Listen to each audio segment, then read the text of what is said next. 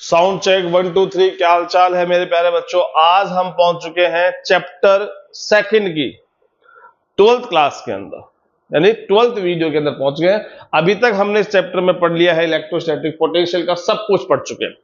आज हम पढ़ने वाले हैं कैपेसिटेंस के कुछ क्वेश्चंस, क्योंकि हमने लास्ट वीडियो में पैरेलल प्लेट कैपेसिटर का formula C is equal to epsilon naught A upon D भी हम पढ़ चुके हैं, और साथ ही हम इससे पहले कैपेसिटेंस का basic formula Q upon V भी पढ़ चुके हैं। आज कुछ क्वेश्चन ऐसे हैं जो इनके बेसिस पर अपन करने वाले हैं। चलो स्टार्ट करते हैं। चलिए, पहला क्वेश्चन क्या है? The capacitance of a capacitor with charge Q and the potential difference V depends on। ये सबसे पहले हमने इस चैप्टर में पढ़ा था कि कैपेसिटेंस जो है, ये आपको शायद नोट्स पे लिखाया भी था कि कैपेसिटेंस किस पे डिपेंड करता है। तो पैरेलल प्लेट कैपेसिटर का जो फॉर्मूला आपको पढ़ा है एप्सिलॉन A अपॉन D होता है। क्या होता है? A upon D। एक तो ये फॉर्मूला पढ़ा था, ठीक है, ये सुन लो। आगे पर एक फॉर्मूला और पढ़ने वाले हैं स्फेरिकल कंडक्टर वाला, ठीक है, वो मैं बाद में डिस्कस कर लूंगा। तो यहाँ पे क्या है, इसको समझने के लिए आप एग्जांपल लो। जैसे मैंने आपको एग्जांपल दिया था टैंक वाला, तो ये वाटर टैंक है सपोज, और इस वाटर टैंक का जो वाटर लेवल है वो हमने किससे कंपेयर किया था? वो हमने पोटेंशियल कंपेयर किया था। और कितना अमाउंट ऑफ वाटर है उसको हमने किससे कंपेयर किया था? चार्ज से कंपेयर किया था। तो अगर मैं यहाँ पे आप देखोगे लेवल अलग होगा, ये लेवल V1 है और सेकंड वाला लेवल V2 है, तो क्या चार्ज उतना ही रहेगा, यानी अमाउंट ऑफ वाटर उतना ही रहेगा, या इस केस के अंदर अमाउंट ऑफ वाटर चेंज हो जाएगा?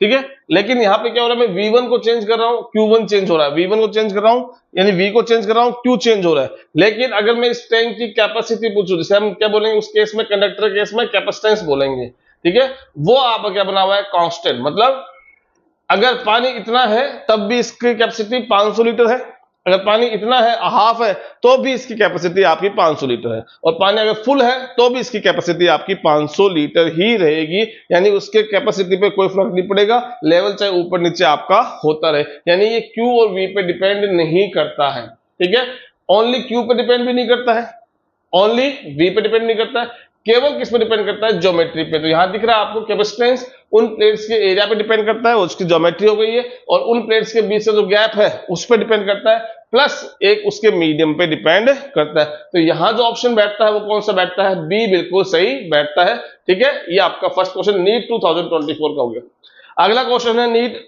2022 का। ये कह रहा है कि क्वेश्चन में द डिस्टेंस बिटवीन, क्या है ये, distance between the two plates of the capacitor is doubled. तो सपोज अपन लेते हैं इनिशियल केस। पहला केस क्या है कि ये दो आपकी चार कंडक्टर है, जो प्लेट्स है, जिनका प्लेट एरिया A है मान लेते हैं और सेपरेशन D मान लेते हैं, और अभी इनके बीच में मीडियम भी अपन वैक्यूम मान लेते हैं। तो इनका कैपेसिटेंस क्या आने वाला है? एप्सिलॉन A अपॉन D इनका कैपेसिटेंस आने वाला। अब एज पर क्वेश्चन हम यहाँ पे चेंजेस करते हैं। क्या चेंजेस करने? एक तो आपको करना है इन प्लेट्स के बीच की डिस्टेंस है वो डबल कर देनी है। इसका मतलब अब जो प्लेट्स डिस्टेंस नहीं है D, वो क्या है? नई डिस्टेंस पहले वाले की डबल है, यानी D dash is equal to double of the D।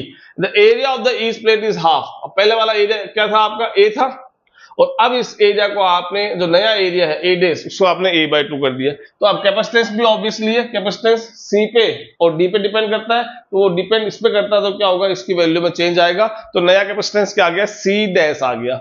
अब C dash is equal to क्या होगा? एप्सिलॉन। मीडियम हमने चेंज नहीं किया है, पहले मीडियम वो था, अभी मीडियम वही है, बस हमने क्या कर दिया?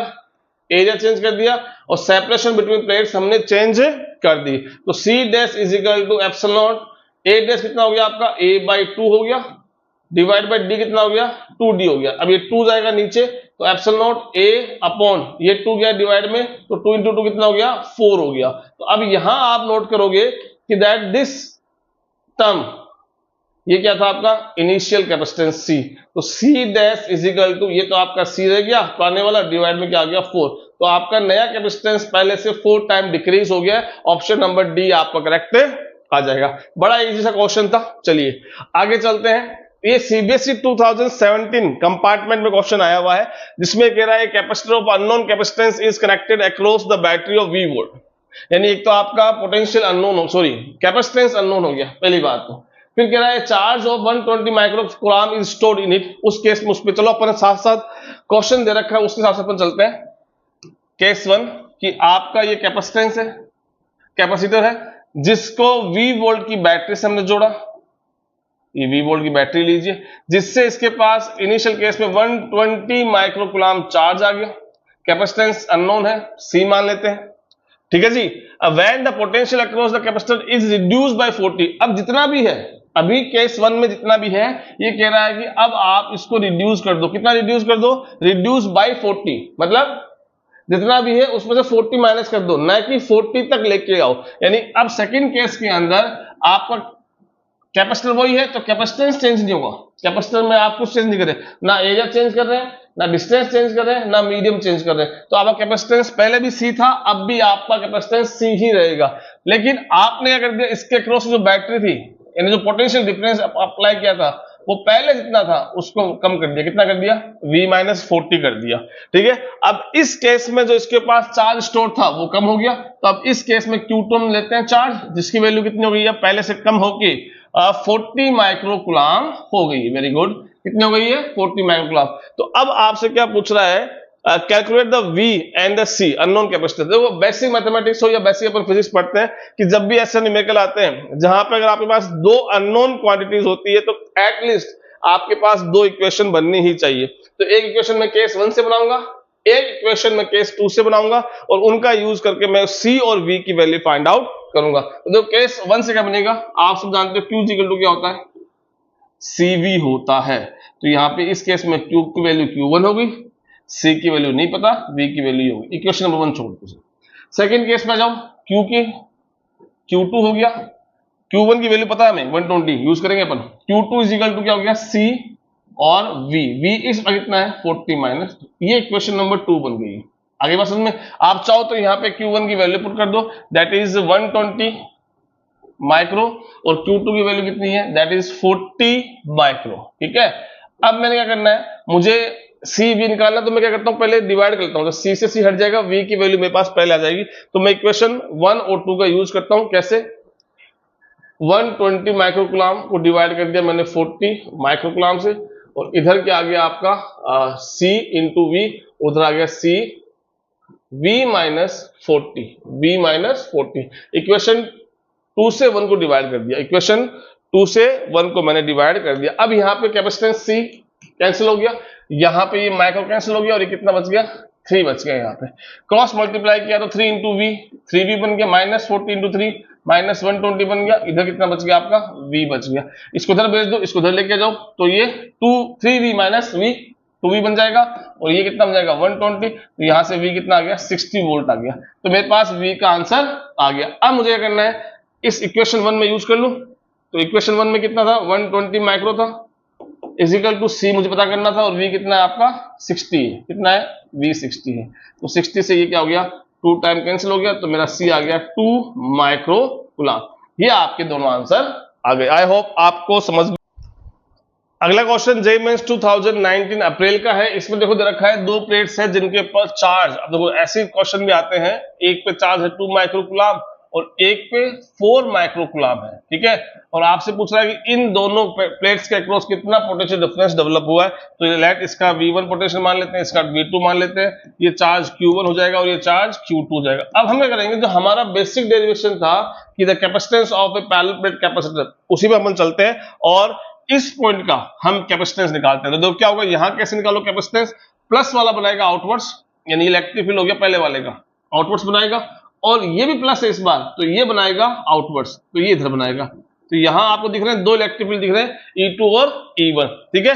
अब E2 E1 का फॉर्मूला अपन कैसे अप्लाई करेंगे, तो आप देखो आपने फॉर्मूला पढ़ा है, V is equal to E into D होता है। क्या होता है, E इंटू डी। हमें पोटेंशियल डिफरेंस निकालना है, तो मैंने delta V is equal to delta E into D कर दिया, यानी V2 minus V1 is equal to E2 minus E1, दोनों का इलेक्ट्रिक फील्ड कर दूंगा सब्ट्रैक्ट, और इनटू उनके प्लेट्स के बीच का गैप D हो गया। अब यहां देखो V2 minus V1 is equal to, याद करो एक प्लेट से इलेक्ट्रिक कितना बनता है, एक प्लेट से, 2 से नहीं, मिड में, दोनों का नहीं पूछ रहा मैं, इस एक प्लेट से बनेगा sigma upon 2 epsilon not minus, अच्छा सिग्मा 1 हो जाएगा, यहाँ पे इसका 1 मान लीजिए, इसकी 2 मान लीजिए, और इसका कितना हो जाएगा, सॉरी फर्स्ट वाला है तो सिग्मा 2 आ गया। अब सिग्मा 1 अपॉन 2 एप्सिलॉन हो जाएगा, इनटू क्या कर दोगे, डी कर दोगे।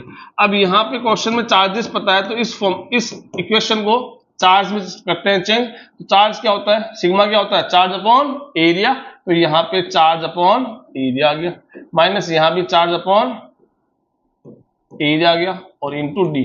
अब यहाँ आप सिंपल बन गया अपने पास, यहाँ देखो D to epsilon naught A, ये सब आ गए, ये तो ऑलरेडी कॉमन था, नीचे वाले भी कॉमन आ गए, ऊपर बचे Q2 माइनस Q1, तो Q2 माइनस Q1 यानी 4 माइक्रोकुलाम माइनस 2 माइक्रोकुलाम कितना हो गया, 2 माइक्रोकुलाम, कितना हो गया, 2 माइक्रोकुलाम। समझ गए ना, इन सबको मैंने बाहर निकाल लिया, Q2 माइनस Q1 बचा, Q2 हो गया आपका 4, Q1 हो गया 1 सॉरी 2, तो 4 माइनस 2 माइक्रोकुलाम बच गया।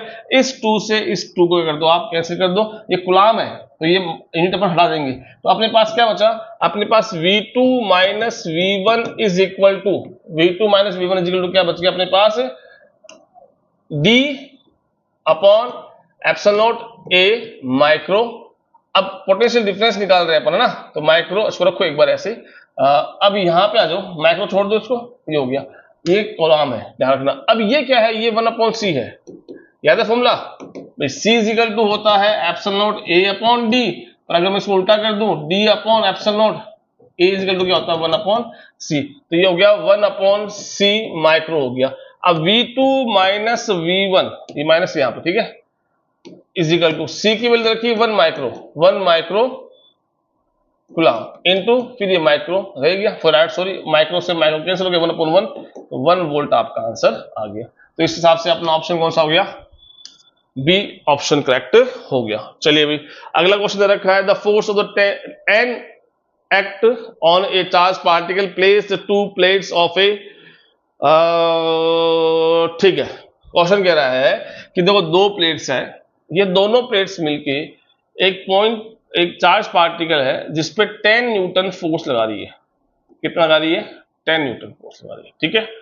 अब देखो वैसे तो कॉमन सेंस क्वेश्चन है, क्योंकि फोर्स जो लगता है वो डिपेंड करता है चार्ज की वैल्यू पर, इलेक्ट्रिक फील्ड वैल्यू पर, ठीक है।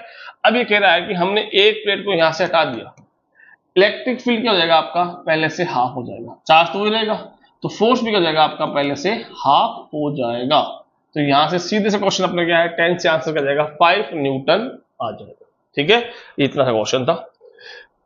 ये लास्ट क्वेश्चन आज का, देखो इसमें रखा है कि Q और V के अंदर ग्राफ है, तो आप देखो यहाँ पे अगर आप Q is equal to CV पढ़ते हो और अब इस बार यहाँ पे X पे तो कौन है, Q है, और Y पे कौन है, Y है, तो अगर मैं इसको लिखूं V is equal to Q upon C लिखता हूँ, क्या लिखता हूँ, Q अपॉन C, और इसको कंपेयर करता हूं मैं स्ट्रेट लाइन इक्वेशन से Y is equal to mx plus C, तो यहाँ पे आप क्या देख रहे हो, Y तो आ गया V, ये V आ रहा है सब में, ठीक है, Y एक्सिस पे, M क्या हो गया स्लोप, तो यहाँ पे आप देख रहे हो कि X किस पे है, X है Q, X कौन है Q, तो Q आ गया ना, तो X अगर X Q है, Y अगर V है, तो यहां से अपन देखते हैं कि M क्या बनेगा, 1 अपॉन C बनेगा, स्लोप कितना हो गया 1 अपॉन C हो गया, और C क्या होता है, वो पॉइंट जहां पे इंटरसेक्ट करता है, तो यहाँ पे क्या है, ग्राफ कहीं इंटरसेक्ट नहीं कर रहा, क्योंकि आगे C की वैल्यू कितनी आ रही है, 0 आ रही है, C कितना आ रहा है 0, यानी ओरिजिन से स्टार्ट होगा, तो हर ग्राफ ओरिजिन से स्टार्ट हो रहा है, पर स्ट्रेट लाइन वाले 2 ग्राफ है, अब इन 2 में से आंसर होगा। अब वो आंसर हम कैसे निकालेंगे, तो यहाँ पे देखो चार्ज तो आपका 0 से 5 जा रहा है, तो मैं इसी को यूज कर रहा हूं कि delta V is equal to delta Q divide by C, delta V क्या हो गया V2 minus V1, delta Q क्या हो गया Q2 माइनस Q1, और डिवाइड में कौन आ गया, C आ गया, ठीक है। अब V2 माइनस V1 अपन देखें तो मैं वो डाउट आ रहा है, क्योंकि एक बार तो V1 0 है, यहाँ भी V1 0 है, पर V2 एक बार 2.5 और एक बार 5 है, तो हमें V2 की वैल्यू जनरली चाहिए, तो V2 माइनस 0 हो गया, और Q2 माइनस Q1, तो Q2 हर केस में 5 है, और Q1 कितना है 0, तो ये 5 हो गया, ठीक है, और कितना है ये 2 माइक्रोफैराड का है, ये 2 माइक्रोफैराड हो गया, ठीक है। तो V2 इज इक्वल टू कितना हो गया 2.5 माइक्रो वोल्ट हो गया, माइक्रो वोल्ट नहीं, माइक्रो जाएगा ऊपर, तो 10 टू पावर प्लस 6 बन जाएगा, ये 10 टू पावर प्लस का 6 वोल्ट हो गया। तो V2 की वैल्यू 2.5 किस में आ रही है, इसमें नहीं आ रही, इसमें आ रही है, तो ऑप्शन नंबर ए आपका करेक्ट हो जाएगा, ठीक है। Thank you so much.